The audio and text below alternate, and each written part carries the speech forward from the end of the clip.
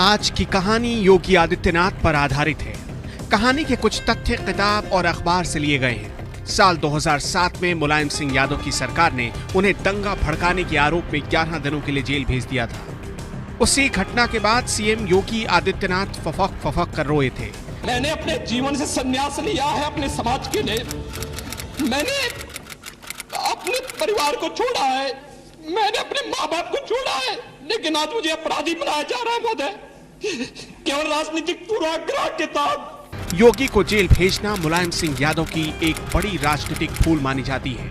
अब पूरी कहानी सुनाते हैं। उस वक्त उत्तर प्रदेश में मुलायम सिंह यादव की सरकार थी। मुलायम सिंह यादव की सरकार में प्रदेश में कई दंगे हुए और उन्हीं दिनों में एक दंगा गोरखपुर में भी हुआ। 2007 में गोरखपुर में हुए सांप्रदायिक दंगों के दौरान योगी को 11 दिन के लिए सलाखों के पीछे रहना पड़ा था।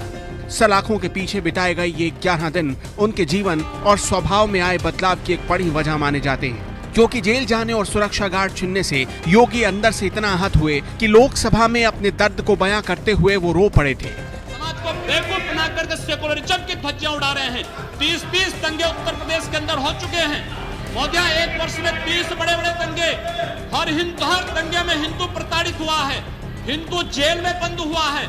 और ये घटना जनवरी 2007 की है, जब गोरखपुर में सांप्रदायिक हालात पैदा हुए। शहर की शांति पूरी तरह से भंग हो चुकी थी। इस दंगे में 2 लोगों की जान चली गई। काफी संख्या में मकान और दुकानों को क्षति पहुंचाया गया। कई दिनों तक गोरखपुर में कर्फ्यू लगा रहा। 28 जनवरी को योगी आदित्यनाथ अपने हिंदू युवा वाहिनी के कार्यकर्ताओं के साथ गोरखपुर के दंगाग्रस्त इलाके में जाने की तैयारी कर रहे थे। तभी प्रशासन ने कड़ा रुख अपनाते हुए योगी और उनके साथियों को गिरफ्तार करके सलाखों के पीछे पहुंचा दिया। उस वक्त बीजेपी न तो केंद्र में थी और न ही राज्य में। योगी जैसे नेता खुद को स्थापित करने की लड़ाई लड़ रहे थे। राजनीति के जानकार मानते हैं कि योगी आदित्यनाथ को जेल में डालने का फैसला मुलायम का गलत फैसला था। मुलायम के इस कदम से योगी का दायरा गोरखपुर और पूर्वांचल के कुछ जिलों से पूरे उत्तर प्रदेश में फैल गया और योगी आदित्यनाथ हिंदुओं के मसीहा और कट्टर हिंदू नेता जैसी छवि बनाने में कामयाब रहे। मुलायम सिंह यादव ने यह कदम शायद इसलिए भी उठाया कि अप्रैल मई में विधानसभा चुनाव होने जा रहे थे और आदित्यनाथ गोरखपुर में सांप्रदायिकता की आग सुलगा रहे थे। मुलायम योगी को जेल में डालकर ये संदेश देना चाहते थे कि सपा मुसलमानों के हित में फैसले लेती है। उधर गोरखपुर दंगे की आग आसपास के इलाकों में भी फैल रही थी। इसे काबू करने के लिए प्रशासन बड़े पैमाने पर गिरफ्तारियां कर रहा था। लखनऊ से उस वक्त के तत्कालीन डीएम डॉक्टर हरिओम के पास एक फोन आया। फोन पर मुलायम सिंह यादव थे।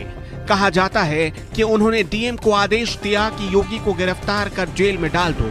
इसके बाद तत्कालीन डीएम डॉक्टर हरिओम के आदेश पर एसपी ने योगी को गिरफ्तार कर जेल में डाल दिया। लेकिन शहर में यह खबर जंगल में आग की तरह फैल गई।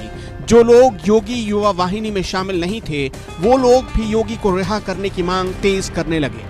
हालांकि इसी दबाव को देखते हुए योगी आदित्यनाथ को गिरफ्तार करने वाले डीएम एसपी को 24 घंटे के भीतर सस्पेंड कर दिया गया।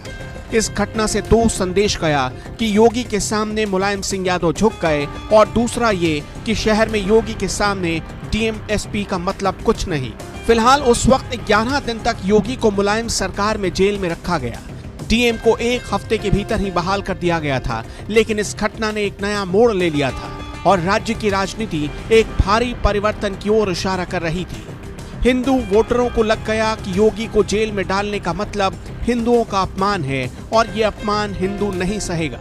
ये कारण रहा कि मुलायम सिंह यादव की सरकार चली गई और सत्ता में वापसी हुई बसपा की। घटना के कुछ दिन बाद योगी संसद में पहुंचे। उन्हें उस वक्त तत्कालीन लोकसभा अध्यक्ष सोमनाथ चैटर्जी ने शून्यकाल में अपनी बात रखने का मौका दिया और फिर एक ऐसा नेता संसद में रोया जिसे लोग बाहर कट्टर हिंदू नेता मानते थे। ये सरकार उत्तर प्रदेश के अंदर जिस प्रकार से सरकारी जमीनों को कब्रिस्तान के नाम पर आवंटित कर रहा, कौन सी परंपरा का हिस्सा है? जिस प्रकार से वहाँ के गरीबों, वहाँ के पिछड़ी जाति, वहाँ के अनुसूचित जाति के कारण जो भी रहा हो, लेकिन आदित्यनाथ की गिरफ्तारी और उनकी हिफाजत में लगे सुरक्षा कर्मियों को हटाना जैसी घटनाओं ने योगी जैसे कट्टर छवि वाले नेता को अंदर तक झंझोड़ कर रख दिया।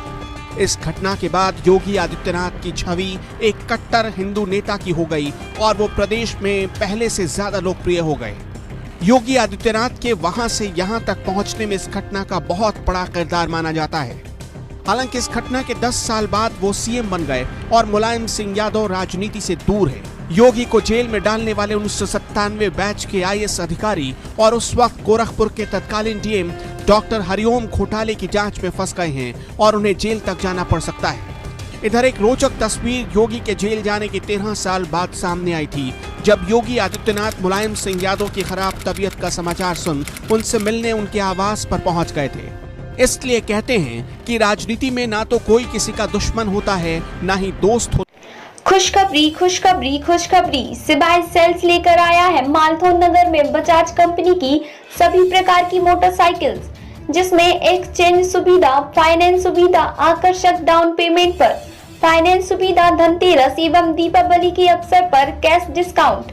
तो देर किस बात की, जल्द ही संपर्क करें। हमारा पता है सिवाय सेल्स बजाज शोरूम, किले के पास, नया बाजार, मालथौन, जिला सागर, मध्य प्रदेश। मोबाइल नंबर 9074864444 एवं 9144682222।